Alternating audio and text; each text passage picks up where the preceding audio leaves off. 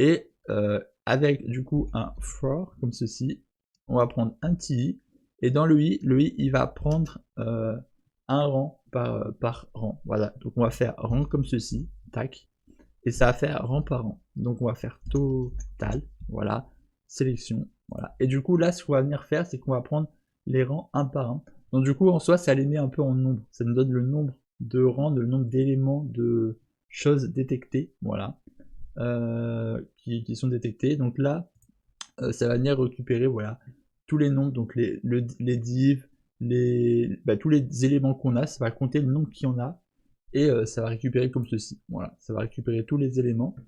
Et ensuite, dès qu'on a fait ça, on va faire du coup les deux points comme ceci. On va prendre select, sélection. Donc là, on n'en prend qu'une seule. On va sélectionner un seul de cette liste. Voilà. Et pour ça, on va prendre sélection. Voilà. Et on va mettre point n th. Voilà, donc du coup, dans sélection, on a tout le contenu, toutes les pages, toutes les données. Et là, voilà, on vient rechercher. Donc du coup, le nombre, on va mettre, par exemple, là, le i, voilà. Et du coup, ben, forcément, au début, ça va louper sur le 1, après sur le 2, sur le 3. Et du coup, ben, on vient regarder ben, le premier élément, voilà, la première sélection trouvée, à quoi elle correspond. Donc elle correspond peut-être à une div. La deuxième, elle correspond peut-être à un tableau. La troisième, elle correspond peut-être à un lien. L'autre, à un H2, H2, bah, c'est ce qui nous convient, et c'est là où après on aura le if. Donc, du coup, voilà à peu près. Du coup, on va continuer, donc là ça nous donne ceci. Et là ensuite, bah, on va récupérer bah, le tag cette fois-ci, voilà. Donc là, hop, name, tac, tac, tac, voilà, name égale, voilà. Donc là, maintenant dans section, on a vraiment tout l'élément qu'on souhaite, donc on a vraiment toute la div. Si on a une div ou je ne sais quoi, on a vraiment toute la div pour pouvoir récupérer. Donc voilà, on a la div entière. Et dans cette div, on va récupérer l'élément tag. Voilà, tout simplement de cette div.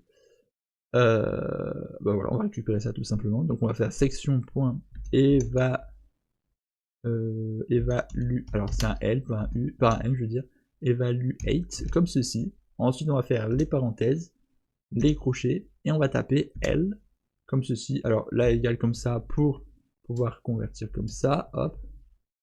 Alors je sais pas si le L est vraiment utile, parce que je n'ai pas compris comment ça fonctionne, mais en soi, pour faire simple, avec tout ceci, on vient rechercher le tag name. Hein. Donc, je le répète, le tag name, c'est par exemple comme le input, comme le H1, comme voilà, c'est la taille de l'input, le type d'input. Voilà, si c'est P, ben, c'est paragraphe. Si c'est H2, c'est un niveau de taille de texte, de format de texte. Si c'est input, c'est input. Enfin, voilà, c'est le type que c'est. Voilà, ça c'est le game tag, le tag name, je veux dire. Donc du coup, voilà, on vient rechercher ça. Voilà, donc je sais pas à quoi consistent les L, mais c'est un peu sûrement ce qui va permettre de récupérer. Donc du coup, voilà, on a les L.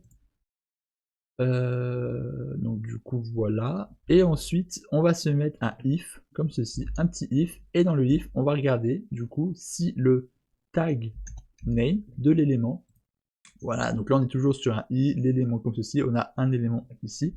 Et on va regarder si l'élément est dans un H2 ou H3. Du coup, pour ce faire, on fait un tableau comme ceci, qu'on va fermer pour éviter les petits problèmes. Excusez-moi, je crois que j'ai tapé dans le micro. On va faire un H2 comme ceci, et on va faire un virgule H3. Voilà. Alors vous pouvez aussi mettre un H2, un H1 je veux dire, si jamais, hein. Mais là il n'y a pas de H1, donc c'est pas une importance.